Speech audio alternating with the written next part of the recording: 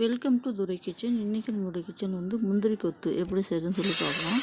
இது ஒரு நல்ல ஒரு பாரம்பரியமான ஸ்வீட் ரெசிபி. கன்னியாகுமரி திருநெல்வேலி பக்கம் இந்த ஸ்வீட் ரொம்ப ஃபேமஸ். இது பாரம்பரியமாக செய்யுது. ஃபஸ்ட்டு இது நல்லா வாசனை வர அளவுக்கு நல்லா வறுத்துக்கலாம். அந்த பச்சை ஸ்மெல் போயிடணும். நல்லா வாசனை வர அளவுக்கு நல்லா வறுத்துக்கணும்.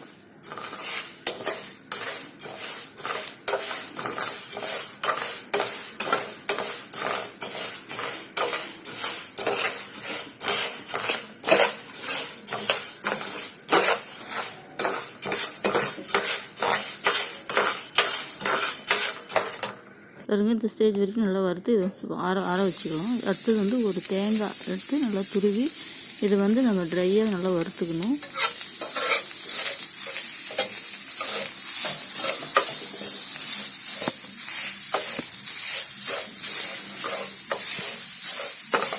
நல்லா தீஞ்சு போகாமல் நல்லா வறுத்துக்கலாம்.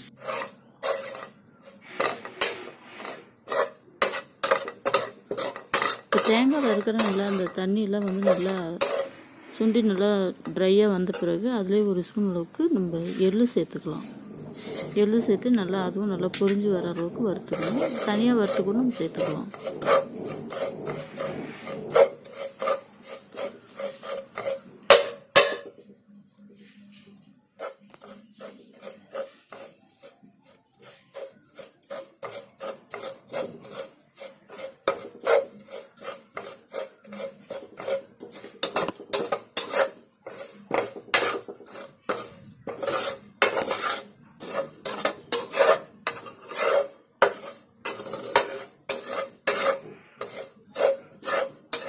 பாருங்க, நல்லா இந்த மாதிரி வறுத்துக்கணும்.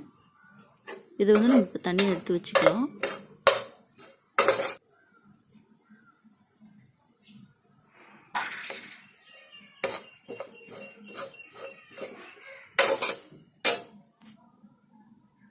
இப்போ அடுத்ததாக இந்த 1/4 கிலோ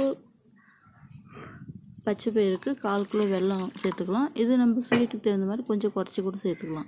இதில் ஒரு 1/4 கப் அளவு தண்ணி போட்டு நம்ம பாவு மாதிரி காய்ச்சிக்கலாம். கொஞ்சம் சுத்தம் இல்லாமல் வெல்லமாக இருந்துச்சுன்னா ஃபஸ்ட்டு பாவை காய்ச்சி நல்லா கரைச்சி விட்டு வடிகட்டிக்கணும். இந்த வெல்லம் சுத்தமாக இருக்கிறதுனால நான் அப்படியே போட்டு பார்த்தேன். இதெல்லாம் கம்பி பதம் வந்தால் போதும். வெள்ளம்லாம் நல்லா கரைஞ்சி வச்சு அதுக்குள்ளே நம்ம வறுத்து வச்சுக்கிட்டு பச்சை பயிர் நல்லா நைஸாக அரைச்சிக்கணும். தண்ணி விடாமல் நல்லா ட்ரையாக நல்லா அரைச்சிக்கணும்.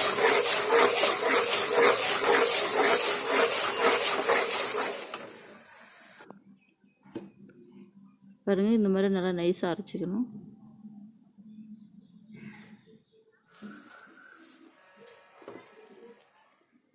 இப்போ பாருங்கள், இந்த மாதிரி பதம் வந்தோடனே கம்பி பதம் வந்தோடனே இப்போ நம்ம அரைச்சி வச்சுருக்கிற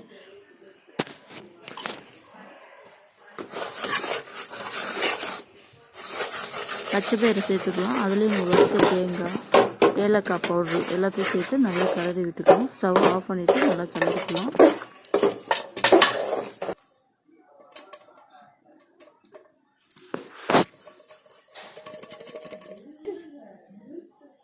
இப்போ இந்த ஸ்டேஜில் எல்லாத்தையும் நல்லா கலந்து விட்டு சூடாக இருக்கிறப்ப நல்லா சின்ன சின்ன உருண்டையாக நம்ம தனியாக பிடிச்சி வச்சுக்கணும்.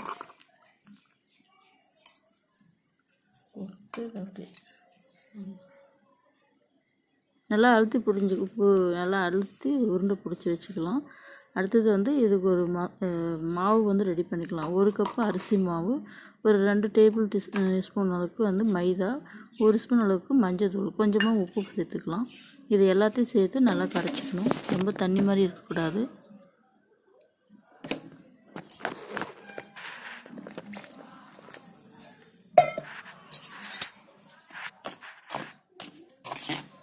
இது எல்லாத்தையும் சேர்த்து நல்லா கரைச்சிக்கலாம் கட்டி இல்லாமல்.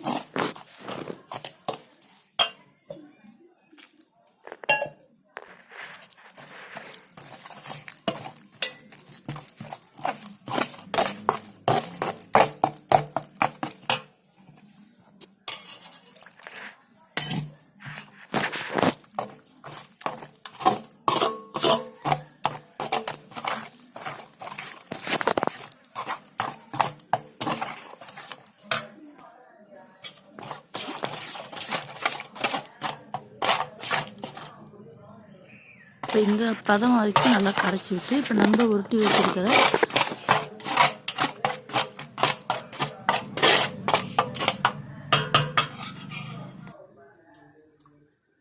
பச்சைப்பயிறு உருண்டையை வந்து இதில் நல்லா கோட்டாகி வர மாதிரி நல்லா போட்டுக்கலாம். நல்லா பாருங்கள், இந்த மாதிரி நல்லா ஒட்டி வரணும். முந்திரி கொத்து அப்படின்றதுனால நம்ம கொத்து கொத்தா 3 4 அந்த மாதிரி சேர்த்து போட்டுக்கலாம். எண்ணெய் காய வச்சுருக்கு, இதை நம்ம பொரித்து எடுத்துக்கலாம்.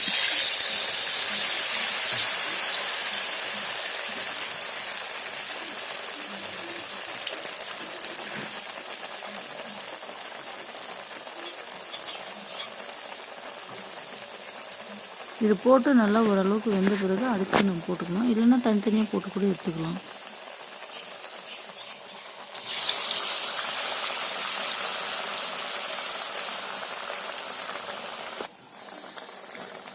பாருங்கள், வெந்துருச்சு, திருப்பி விட்டுக்கலாம்.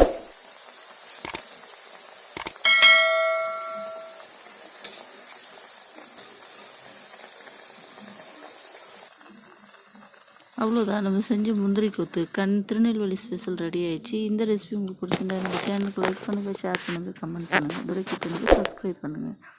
இது வரைக்கும் என்னோடய வீடியோ பார்த்துருக்காங்க. நன்றி.